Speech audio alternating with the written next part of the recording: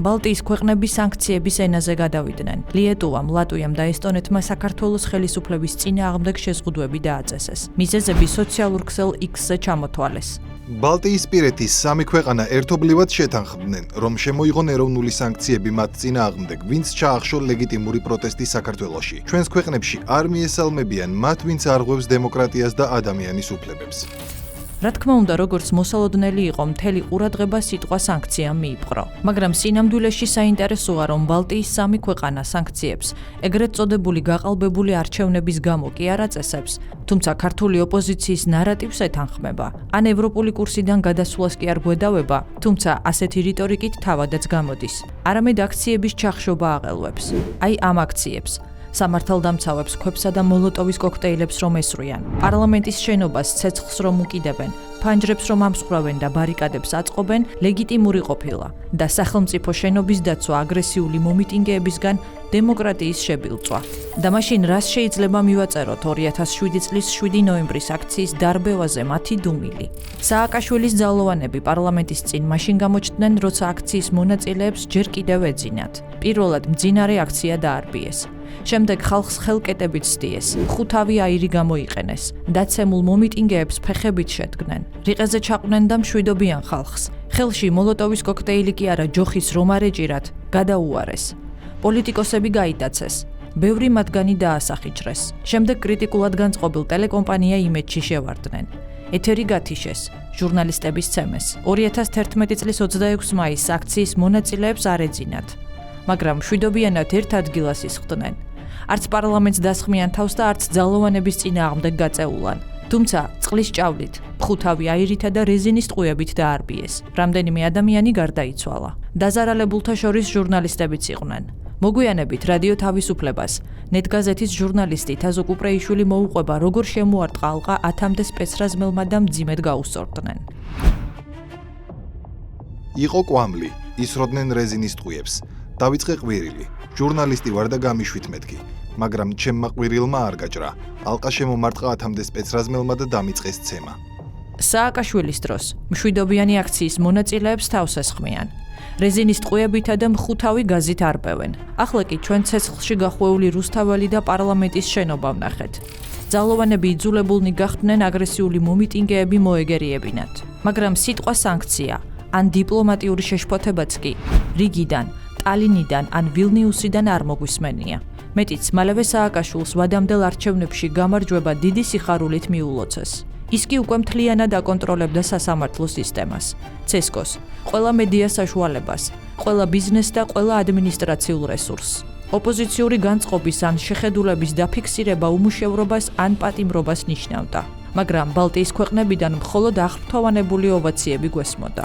ვადამდელი საპრეზიდენტო არჩევნები 2008 წლის 5 იანვარს ჩატარდა. საღამოს 8 საათზე საარჩევნო უბნები დაიხურა. მეორე დღის დილას კი სააკაშვილი უკვე მილოცვებს იღებს. ესტონეთი ერთ-ერთი პირველია. პრეზიდენტი თომას ჰენდრიკ ილვესი ბედნიერია. სატელეფონო საუბარი ესტონური მხარის ინიციატივით შედგა. სააკაშვილის შტაბში აცხადებენ, რომ ილვესმა მიულოცა სააკაშვილს გამარჯვება და წარმატებები უსურვა ევროინტეგრაციის რთულ გზაზე. ლატვიის პრეზიდენტმა ჯერ მილოცვა შორიდან გვიდეპეშა. შემდეგ ინაუგურაციის ოფიციალურ ცერემონიაში მიიღო მონაწილეობა. ვალდის ზატლერსმა თქვა, რომ ლატვია მზად არის რჩევები მისცეს საქართველოს და დახმარების ხელი გაუწოდოს. ჩვენ შეგვიძლია საქართველოს ის მხარდაჭერა აღმოვუჩინოთ და ისეთი რჩევები მივცეთ, რომლებიც არსებითად შეუწყობს ხელს საქართველოს სრულყოფილ ჩართვას დემოკრატიული ქვეყნების ოჯახში. სრულყოფილი ჩართვა ევროპულ ოჯახში პირველ რიგში დემოკრატიული ინსტიტუტების განვითარებას და ადამიანის უფლებების დაცვას ნიშნავს. საქართველოს ხელისუფლება ცდილობს ყველა კრიტერიუმი დააკმაყოფილოს და ევროინტეგრაციის პროცესში წარმატებული იყოს. 2024 წლის 26 ოქტომბრის არჩევნებს თანამედროვე ელექტრონული მეთოდით ატარებს. ევროკავშირის სადამკვირვებლო მისია EUTO ODIHR მეორე დღეს წინასწარ დასკვნას აქვეყნებს. არჩევნების შედეგებს აღიარებს და ამბობს, რომ ქართულ ოცნებას შეუძლია მუშაობას შეუდგეს. თუმცა ბალტიის ქვეყნებმა ქართული ოცნების გამარჯვება არ აღიარეს. ზოგისგან დუმილი მოვისმინეთ, ზოგისგან კრიტიკული შეფასებები გავიგეთ. და აქ ჩნდება მთავარი კითხვა: რატომ იყო ნაციონალური მოძრაობა მათთვის მისაღები? ქართული ოცნება კი მიუღებელი. საქმე თუ დემოკრატიას და ევროინტეგრაციას ეხება, მაშინ პირიქით უნდა იყოს. ევროინტეგრაციის პროცესი ხომ სწორედ ქართული ოცნების მმართველობის დროს ასოცირების ხელშეკრულების ხელმოწერით დაიწყო. ვიზა ლიბერალიზაციით გაგრძელდა და მხოლოდ წინ მიდის. მაშინ როცა სააკაშვილმა მისი პრეზიდენტობის ბოლო წლებში ქვეყნის სინგაპურიზაციაზე დაიწყო საუბარი. სინგაპურში კი სიტყვა დემოკრატიის თქმაც კი დასჯადია და რამდენიმე წლიან პატიმრობას ითვალისწინებს. ბალტიის ქვეყნებს არც საქართველოს სინგაპურიზაციაზე ჰქონიათ რეაქცია. სანქცია ან კრიტიკა კი არა, მაგრამ შენიშვნაც კი არ მოგვისმენია. გამოდის მათი კმაყოფილების საზომი დემოკრატია და რეფორმები არ არის. მხოლოდ ეს შედარება კარგად გამოხატავს, რამდენად ვერ ეგუებიან ეს ქვეყნები ქართული ოცნების მმართველობას საქართველოში. იმდენად არ აწყობთ, რომ უკიდურეს ზომებსაც კი მიმართეს. სანქციები დააწესეს. მაგრამ რატომ? ამ შეკითხვას რომ ვუპასუხოთ, ჯერ კონტექსტი უნდა ვნახოთ. საქართველოში სწამთ, რომ ბალტიის ქვეყნებს ნატოს ქოლ გაიცავს.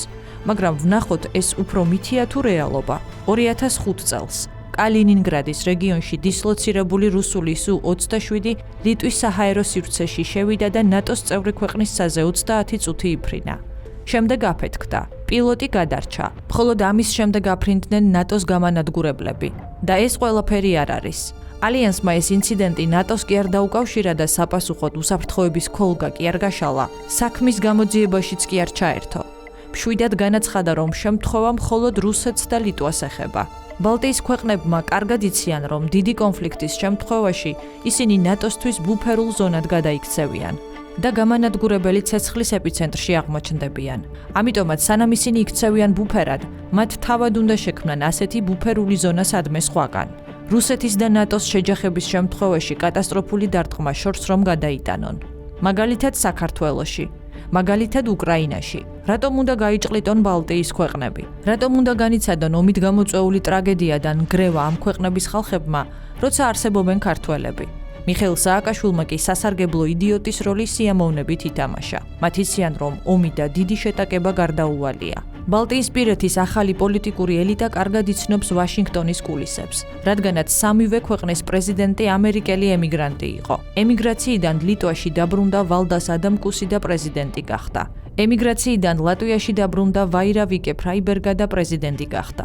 ემიგრაციიდან ესტონეთში დაბრუნდა თომას ჰენდრიკ ილვესი და პრეზიდენტი გახდა. თუ ძველი ელიტისთვის ნატო მითიური გმირი იყო, რომელიც არავის აპატიებდა საკუთარი წევრების შეურაცხყოფასაც კი, ახალმა ელიტამ იცის, რომ ალიანსი სერიოზული გამოწვევაც არის, რადგანაც ისინი ამერიკის მოწინააღმდეგეთა სამიზნეც არიან. ეს კი სახიფათო მომენტია. ამიტომაც ყოველთვის ცდილობენ პრაგმატული პოლიტიკა გაატარონ. კრიტიკულები არიან, თუმცა მოსკოვს პოლიტიკურ დუელშიც არ იწვევენ. ესმით, რომ დიდი დაპირისპირებისთვის საკმაოდ პატარები არიან. ესმით, რომ ომი არ სჭირდებათ, რომ მშვიდობა და სტაბილურობა უკეთესია. ამიტომაც მაშინვე ქმნიან ბუფერულ ზონას. საქართველოს ამ როლზე დამტკიცება არ გაუჭირდებათ. საქართველო იდეალური მსხვერპლი იყო, ოკუპირებული ტერიტორიების გამო. ყველაზე პერსპექტიულად მაშინ სწორედ თბილისი გამოიყურებოდა. აქ ხომ ვარდების რევოლუცია ენთო. რევოლუციას მხარი დაუჭირეს. სააკაშვილს ტაში დაუკრეს და რუსეთს ცეცხლი აქედან გაუხსნეს. რუსეთთან ისედაც დაძაბული ურთიერთობები წლიდან წლამდე სულ უფრო ფუჭდება და კრიტიკული ხდება. ნებისმიერი ანტირუსული ინიციატივა ბალტიის ქვეყნებისთვის მისაღები ხდება. მნიშვნელობა არ აქვს, რა ეფექტი ან შედეგი ექნება ამ ნაბიჯებს საქართველოსთვის. ეს არც სააკაშვილს აინტერესებს. მისთვის მთავარია პედესტალზე იდგეს და ტაშისა და ოვაციების ხმაური ესმოდეს. საინტერესოა, რომ 2004-2007 წლებში პრეზიდენტ სააკაშვილის მრჩეველი ეკონომიკურ საკითხებში მემარჯვენე ნაციონალისტური პარტიის, რესპუბლიკას ლიდერი და ესტონეთის ყოფილი პრემიერი მარტ ლაარი ხდება. რუსეთთან ურთიერთობები კი უკიდურესად მძიმდება. ელექტრომატარებლებზე ფასი 5 ჯერ გაიზრდება. ქართულ პროდუქტებზე ემბარგო დაწესდება. ღვინის იმპორტი აიკრძალება. არადა ოფიციალური მონაცემებით 2005 წელს ღვინის ექსპორტი საქართველოს მთლიანი ექსპორტის 10%-ს შეადგენდა. ეს იმას ნიშნავს, რომ ამ პერიოდში საქართველოსთვის ღვინის ექსპორტი 10 ჯერ უფრო მნიშვნელოვანი იყო, ვიდრე საფრანგეთისთვის ან იტალიისთვის. ღვინის ემბარგოს დაწესებიდან 2 თვეში კრემლმა მინერალური წყლების 2 ქართულ ბრენდსაც აუკრძალა პროდუქციის რუსეთში შეტანა. 2006 წელს რუსეთი ქართველების დეპორტაციაზე გადავა. გამოძევებული ქართველები რუსულ სატვირთო თვითმფრინავებში შერეკეს და საქართველოში გადმოაფრინეს. მიგრანტებზე განხორციელებული რეიდების შედეგად 3 ქართველი დაიღუპა. 8 თვის ფეხმძიმე ქალს კი მუცელი მოეშალა. ასე უპასუხა მოსკოვმა ჯაშუშების სკანდალს. მაშინ საქართველომ რუსეთის 4 ჯაშუში დააკავა და რუსეთს საერთაშორისო დაღიარებული და დაწესებული ნორმების ყველა დარღვევით გადასცა. შემდეგ იყო სატრანსპორტო სანქციები. რუსეთმა ფრენები აკრძალა. ბაზარი დახურა. პარალელურად ომის რიტორიკა მატულობს. საქართველო მილიტარიზაციის პოლიტიკას აძლიერებს. 2008 წელს კი ომი იწყება. რა ხდება ამ დროს თავად ბალტიის ქვეყნებში? ლიეტუვა, ესტონეთი და ლატვია რუსეთთან მშვიდად ავითარებენ ეკონომიკურ და სავაჭრო ურთიერთობებს. ციფრების მიხედვით მათ რუსეთთან უფრო აქტიური კავშირები აქვთ, ვიდრე გერმანიასთან ან ფინეთთან. ლატვია და ლიეტუვა მაგალითად ფინეთს უფრო ნაკლებ სამრეწველო პროდუქციას აწვდის, ვიდრე რუსეთს. გამოდის, რომ მათი მთავარი გასაღების ბაზარი რუსეთია. საერთო ჯამში ბალტიისპირეთის 3 ქვეყნისთვის 2003-2013 წლებში რუსეთში ექსპორტი გაიზარდა 5.7 ჯერ. ხოლო გერმანიასა და ფინეთში მხოლოდ 2.2 ჯერ. ბალტიის ქვეყნებში მცირე და საშუალო ბიზნესი სწორედ რუსეთის ხარჯზე ვითარდება. მეწარმეები იქ იაფად ყიდულობენ სამრეწველო პროდუქტს და დამატებით მოგებას იღებენ. ევროპულ ბაზარზე შესვლა ბალტიის ქვეყნებს უჭირთ. იქ კონკურენციაც ძალიან მაღალია და სივრცეც უკვე დაკავებული. ამიტომაც ორიენტაციას ისევ რუსეთზე აკეთებენ. 2012 წელს კი ყველაფერი რადიკალურად შეიცვალა. ახალმა ხელისუფლებამ თქვა, რომ ის აპირებს საკუთარი ეროვნული ინტერესები დაიცვას. და კონფლიქტიც მაშინვე ჩნდება. ბალტიის ქვეყნებისთვის ქართული ოცნება მიუღებელი ხდება. იმდენად, რომ ისინი მიხეილ სააკაშვილის ლობირებას განაგრძობენ და საქართველოში ხელისუფლების შეცვლის პროცესშიც აქტიურად ერთვებიან. ისევე როგორც ადრე, 2003 წელს იყვნენ ჩართულნი. რა თქმა უნდა, თავის რეალურ მიზნებს და ამოცანებს ვერ გაამხელენ. ამიტომ იძულებულნი არიან თქვან, თითქოს საქართველომ ევროპულ გზას გადაუხვია. როგორც კი რუსეთის მიმართულებით მუდმივი სკანდალები და დაძაბულობა ჩაცხრა, ქართული ეკონომიკა ამოიქოქა და ომის განმეორების რისკმა იკლო. ბალტიის ქვეყნების პოლიტიკური ელიტა შეშფოთდა. სააკაშვილის ომის რიტორიკა მოსწონდათ და ტაშს უკრავდნენ. ქართული ოცნების სამშვიდობო გეგმები გააპროტესტეს. 2021 წლის გაზაფხულზე თბილისში ოფიციალური ვიზიტით ლიეტუვის სეიმის საგარეო ურთიერთობათა კომიტეტის ხელმძღვანელი ჟიგიმანტას პავილიონისი ჩამოვიდა. მოურიდებლად ჩაერია საქართველოს ხელისუფლებასა და ოპოზიციას შორის კონფლიქტში. რა თქმა უნდა, რადიკალების სასარგებლოდ. მანამდე 2021 წლის 18 თებერვალს ლიეტუვის ელჩი პირველი დიპლომატი იყო, ვინც ნაციონალური მოძრაობის ოფისში მაშინ მივიდა, როცა არ იყო გამორიცხული შენობაში პოლიციის სპეცდანიშნულების რაზმების შესვლა ნიკამელიას დასაკავებლად. ოპოზიციასთან ერთად ევროპარლამენტარებმა ბალტიის ქვეყნებიდან გააპროტესტეს გამჭვირვალობის შესახებ კანონი. დაგმეს LGBT პროპაგანდის აკრძალვა. არ აღიარეს 26 ოქტომბრის არჩევნები. ლიეტუვის პრეზიდენტმა გიტანას ნაუსედამ განაცხადა, რომ ეს საკანონმდებლო აქტი ეწინააღმდეგება თბილისის ვალდებულებებს ევროკავშირის წინაშე და შეიძლება ნეგატიურად იმოქმედოს ქვეყნის ევროინტეგრაციის პროცესებზე. ლატვიის პრეზიდენტმა ედგარს რინკევიჩმა სოციალურ ქსელში დაწერა, რომ საქართველოს პარლამენტის მიერ მიღებული კანონი არ შეესაბამება დასავლური საზოგადოების ნორმებსა და ღირებულებებს.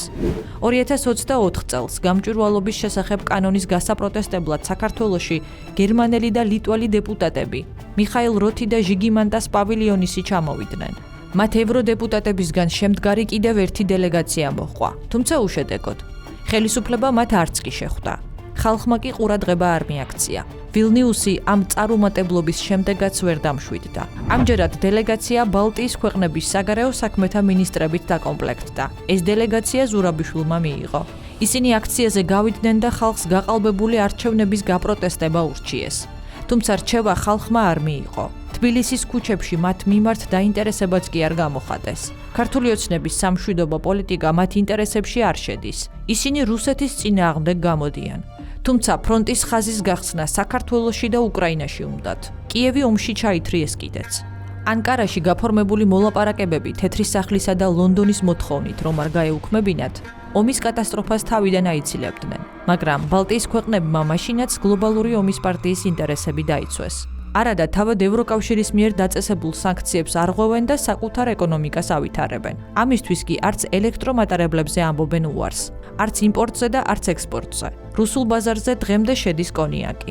ლატვიური კომპანიების ზოგიერთი წარმომადგენელი აცხადებს, რომ რუსულ ბაზარზე ხელშეკრულებების შეწყვეტა ხანგრძლივი და რთული პროცესია. დროსთან და ხარჯებთან არის დაკავშირებული. ჩვენ გვეჭხუბებიან, ბაზარი ჩაკეტეთ, ვაჭრობა გააჩერეთ, ომში ჩაერთეთო. თავად კი ეროვნულ ინტერესებს ატარებენ. პრაგმატული პოლიტიკა მიჰყავთ. ქვეყანას და ხალხს უფრთხილდებიან. პატარა ქვეყნები არიან და რისკის ფუფუნება რომ არა აქვთ იციან. საქართველო და უკრაინა კი აინტერესებთ როგორც ტერიტორია და რუსეთთან ირიბად დაპირისპირების ყველაზე ეფექტური შანსი. ქართულმა ოცნებამ მათ სწორედ ეს შანსი გამოაცალა ხელიდან. ამიტომაც არიან ასეთი აგრესიულები. ამიტომაც ცდილობენ ქართული ოცნების მოშორებას.